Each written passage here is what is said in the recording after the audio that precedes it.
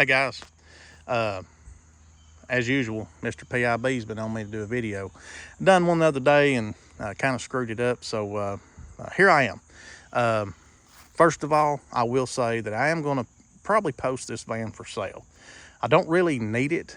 I don't really have to sell it either, so I'm not going to give it away. I like the old van, and I think it would just be super damn handy for swap meets and stuff like that, which was the original idea with the van. I bought it from Tim Dixon. This thing set for a long time at a local drive-in, so everything had to be touched, guys. It just set and set and set for so many years. So we'll just start the front, go toward the back. I'll tell you everything I've done to it, and then I'll try to get into a story. I'm sure a lot of y'all don't want to hear the story, so let's just tell you what I've done to it first. You can see I put this bug guard on it. That was a new old stock bug guard. That was around $200 when I bought it on eBay, and that's been a couple years, 2 or 3 years ago, I guess.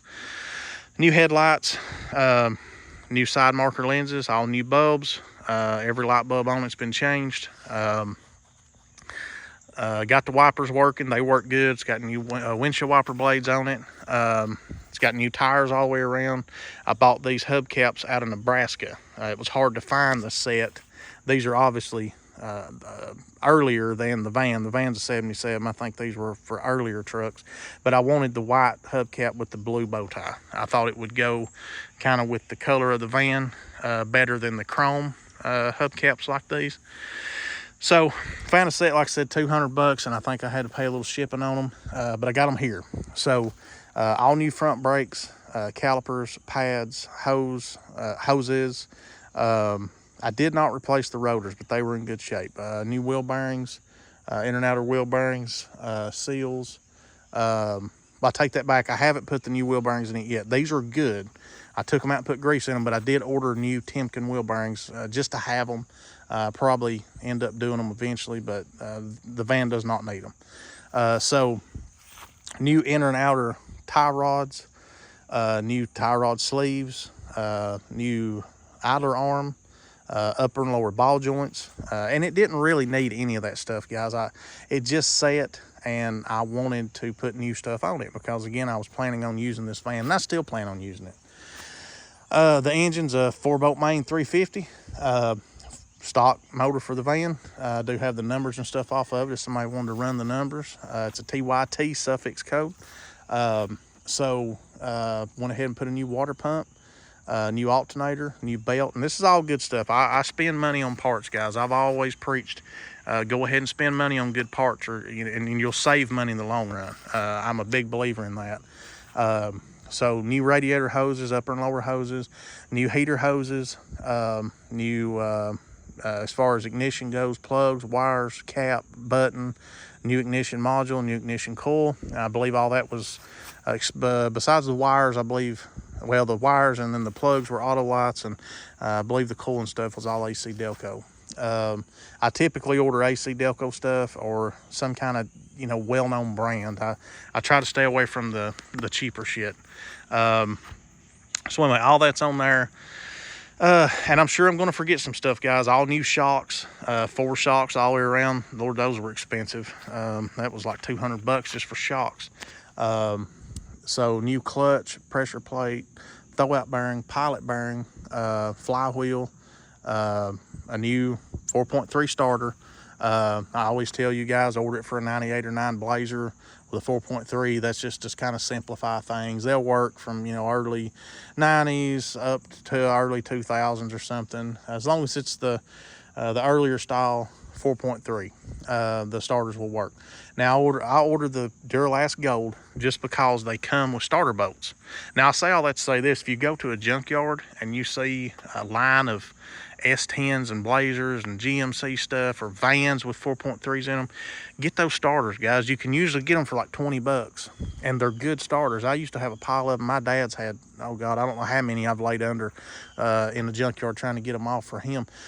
Get the starters and take the bolts with you. Don't just throw them on the ground. Get the bolts, because those starters are smaller than the big starters like on these. So that's just a little helpful hint. Try not to forget where I'm at here. So I've pretty much mentioned the flywheel and clutch and stuff forward. So we put a new transmission mount in it, new universal joints, went through them tire rear end. So It's got all new Timken bearings. I put a 308 GM carrier in it that was in really nice shape. It came out of a C10 truck. And I drove this rear end. It was super quiet in that truck and really clean fluid. So I've saved it. It had a bent axle tube, but I knew everything else in it was good. All new brakes in the back, shoes, hardware, new rear hose. Like I said, axle bearings, axle seals, pinion seals, carrier bearings, pinion bearings. What else? I know I'm forgetting stuff, guys. I guarantee you I'm going to forget a lot of things, but that's okay. It's just part of it. If you have any questions on anything, if it has it or if I've replaced it or touched it, just let me know, and I'll be as honest with you as I can be. I am forgetful at times. I'm getting older. I don't sleep a lot. I have 2 young children and a lot of stuff going on. So I am forgetful at times. The exhaust looked brand new on this thing when I got it. When I say brand new, it wasn't real shiny and pretty, but it looked like someone had put new exhaust on it. And as much as this van was neglected, kind of had a hard time believing they done it, so I figured Tim had done it. He didn't really remember. He's about like me. He's forgetful too, guys. This door opens and shuts good. I'm not going to open and shut it right now. It is a little loud. And as you can see, I have a baby monitor. My youngest daughter's in here asleep, so I don't want to be slamming doors and stuff. So this step has a little bit of rust in it. Not bad, but it does have a little. I've got 2 other seats as well. This van came with blue seats. Somebody stuck those in it for some reason. I don't really know why. Now, I've done this same video a couple times, and I've messed up on it. So I may mention something twice, or I may forget to mention something just because I think I've already mentioned it. But anyway, none of the lights worked. I got all the lights working. The windshield wipers, got them working. Had some grounding issues and things like that, but all that's good to go now. I did put a manual heat gauge in it. So when I started to put that in, you don't want to put the gauges around the doghouse, anywhere even close, because when you're starting to get that doghouse out, if you need to, you're kind of jerking that thing all over the place, and you don't want nothing in your way. So short of drilling holes directly into this dash, I cut a hole out in this plastic here.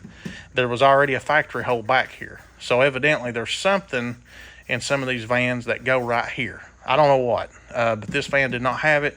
I took a hole saw and cut that out. Now I was going to put it here, but this is actually glass. That's not plastic. That's actual glass.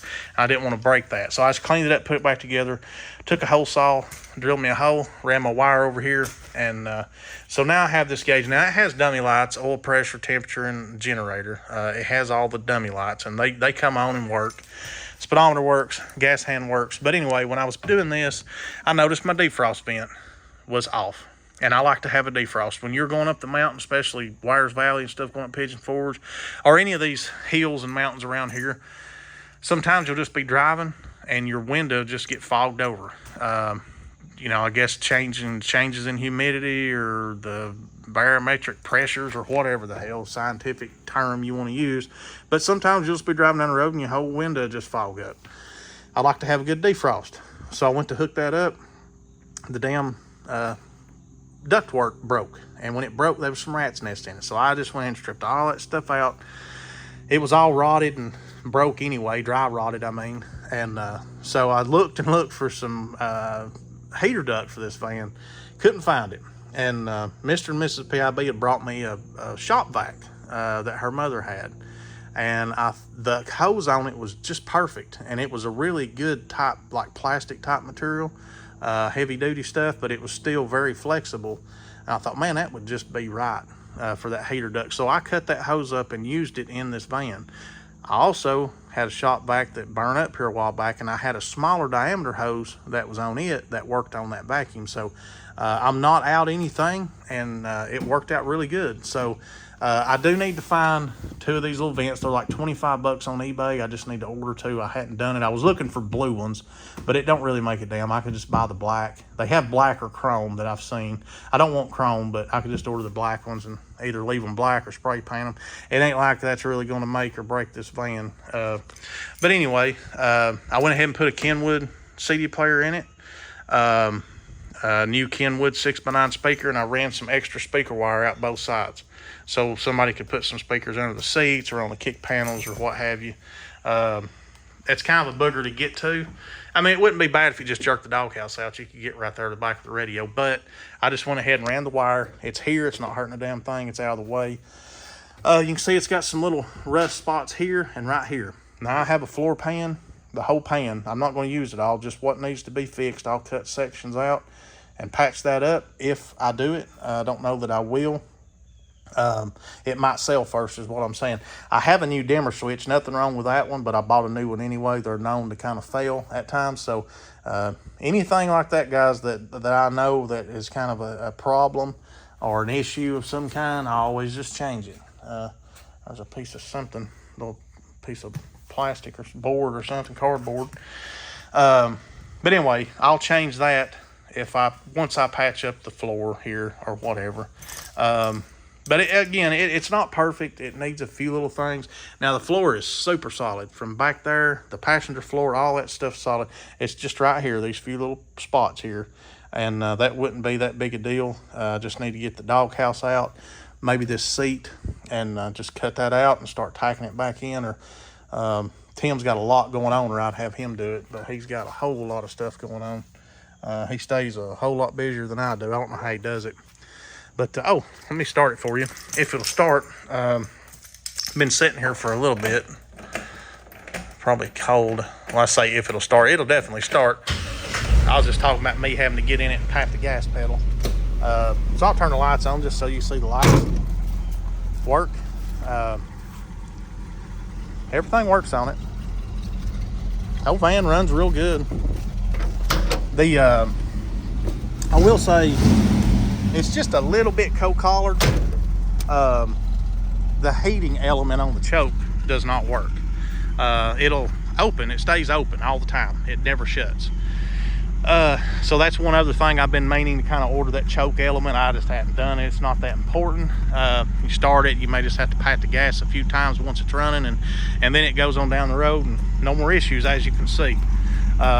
So it's just not really been on the top of my priority list. But anyway, okay, sorry, I was having some baby monitor issues there. I'm going to take it and have the front end lined up today, and I'm going to start driving this thing. I'm just going to start easing it around. May drive it to work, don't really know. But I do want to put some miles on it before next weekend. I'm planning on coming up to the rod run on Thursday and maybe getting some parts. I don't know if I'll drive this van or not. Was really hoping to have it done long before now, but again, I just got so deep in it. Every time I done one little thing, I'd do 3 or 4 more while I was already there, if that makes any sense. But anyway, I'm hoping it turns out to be a good van. I believe it will. It's cool. It's got a neat look to it. May not be your thing, but and the emergency brake works. I always just put them in gear, these old 3-speeds and stuff, when they're sitting still. Why not? I will have to remind the guy at the alignment store, though, the tire store, that this is a straight shift. He might jump in there and think it's an automatic or something. That happened to Tim Dixon a while back. That was kind of a funny story. But anyways, guys, just wanted to show you the old van. Like I said, I will sell it. I may trade if something strikes my interest. Don't exactly need the money. Don't exactly need the van either. So anyway, it's for sale. It's definitely not on sale. But guys, for what I've got in it, I promise you couldn't buy this van out of a field, or probably not even have them give it to you and bring it to me and do everything I've done to this van and get it any cheaper. I've put a lot of time in it, a lot of money on the parts. I would say I've probably got $3,000, $3,500 just in parts. I couldn't even start to tell you on my hours of work. I've put a lot of time in this thing. Like I said, we're fixing to take it down the big road. I have had taken it on short little trips. I've run it to Decatur and down the road and back, and it's done good, but this thing's not been on a long trip in quite some time, so I'm hoping and praying it gets out there and gets back good. And then, like I said, may have to adjust a few things. Once you drive one on a decent trip, you may want to adjust the carburetor a little, or maybe my ride height might be off or something. Just little stupid things like that we may have to readjust, but maybe not. May get out there and come back and it's doing fine. It's just part of having an old vehicle like this, and just getting it, you know, dialed in. Guys, I really appreciate you watching, especially if you've made it this long. I don't know that I could have done the same. We'll catch you on the next one. See you later.